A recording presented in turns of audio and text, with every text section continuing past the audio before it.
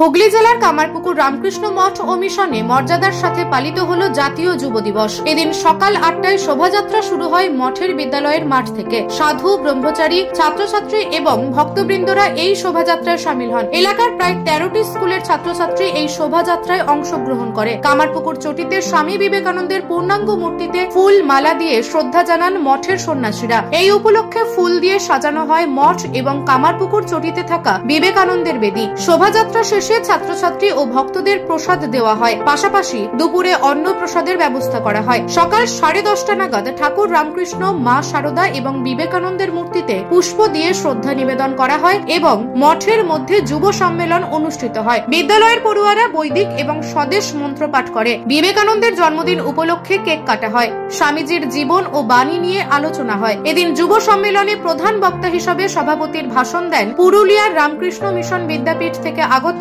বিশিষ্ট মানুষ স্বপন বন্দ্যোপাধ্যায়। এই বিষয়ে কামারপুকুর মঠ ও মিশনের অধ্যক্ষ স্বামী লোকোত্তরানন্দজি মহারাজ বলেন, স্বামীজির জন্মদিনকে ভারত সরকার ইতিমধ্যেই জাতীয় যুব দিবস হিসেবে ঘোষণা করেছে। প্রতি বছরের মতো এবছরও মঠ ও মিশনের তরফে যুব দিবসকে সামনে রেখে বিভিন্ন সাংস্কৃতিক অনুষ্ঠানের আয়োজন করা হয়। সকালে ছাত্রছাত্রীরা মঠের স্কুল থেকে শোভাযাত্রা সহকারে কামারপুকুর চটির বিবেকানন্দের মূর্তিতে শ্রদ্ধা নিবেদন করে।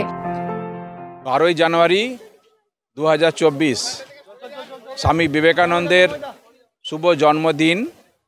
এই দিনটি ভারত সরকার 1985 সাল থেকে শুরু করেছেন এই দিনটিকে জাতীয় যুব দিবস হিসাবে।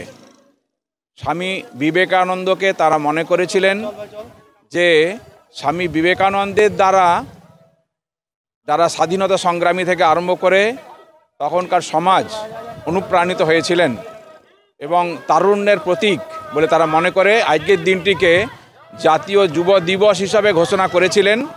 তো প্রতি বছরই সারা ভারতবর্ষে এই দিনটি পালন করা হয়ে থাকে। ভারতবর্ষের বাইরে আমাদের যেখানে আশ্রম আছে সেখানেও পালন করা হয়। তো আজকে আমরা কামারপুকুর রামকৃষ্ণ মঠে এই দিনটি পালন করছি। সকালবেলা 8টার সময় আমরা আমাদের স্কুল থেকে এখান থেকে শোভাযাত্রা বের করেছিলাম। এই শোভাযাত্রায় আশপাশের 13টি এবং তারও বেশি স্কুল এবং সংস্থা তারা যোগদান করেছেন। ছাত্রছাত্রীরা, অভিভাবক, অভিভাবিকা, শিক্ষক, শিক্ষিকা এবং ভক্তবৃন্দ আমরা এখান থেকে যাত্রা শুরু করে কামারপুকুর মঠে ঠাকুরকে প্রণাম করে চটিতে স্বামী বিবেকানন্দের মূর্তির পাদদেশে পৌঁছেছি। সেখানে স্বামীজির চরণে আমরা পুষ্পার্ঘ্য নিবেদন করে এখন আমরা আমাদের স্কুলের মাঠে এসে পৌঁছালাম। এখন ছাত্রছাত্রী এবং সবাইকে এখন একটু প্রসাদ দেওয়া হবে, টিফিনের প্যাকেট দেওয়া হবে। তারপরে আমাদের দ্বিতীয় পর্ব 10:30 থেকে শুরু হবে যুব সম্মেলন। এই যুব সম্মেলনে পুরুলিয়া থেকে আমাদের একজন বক্তা এসেছেন, শ্রী স্বপন বন্দ্যোপাধ্যায় মহাশয়, এবং আমাদের অন্যান্য বক্তারা রয়েছেন, আমাদের সাধুরা রয়েছেন।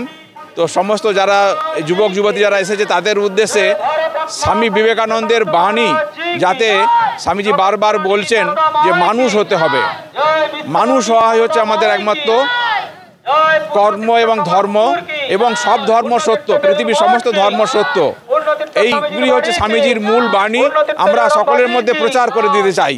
এটাই হচ্ছে, এইভাবেই আমরা আজকে পালন করছি জাতীয় যুব দিবস। প্রধান বিষয় হচ্ছে স্বামী বিবেকানন্দকে যে আদর্শ করে যাতে আমাদের যুব সমাজ এগোতে পারে, যাতে স্বামী বিবেকানন্দকে অবলম্বন করে তখনকার দিনে ঋষি অরবিন্দ থেকে আরম্ভ করে এবং তার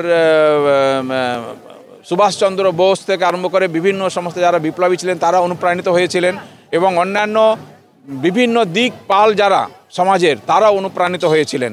তো আমরা চাই যে স্বামী বিবেকানন্দের আদর্শ এবং বাণী আরও বেশি প্রচারিত হোক যুব সমাজের মধ্যে, তাহলেই কিন্তু ভবিষ্যৎ ভারত গড়ে উঠবে। গোঘাট থেকে সুশান্ত সেনের রিপোর্ট, নিউজ আজ বাংলা।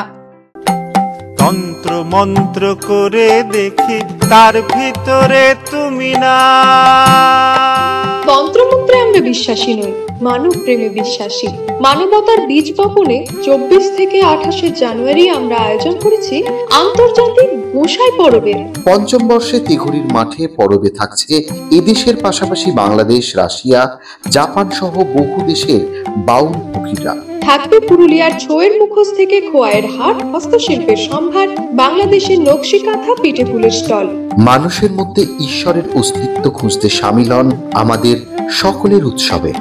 শাস্ত্র গ্রন্থ পড়ি যত আরো দূরে সরে যাই, আরো দূরে সরে যাই।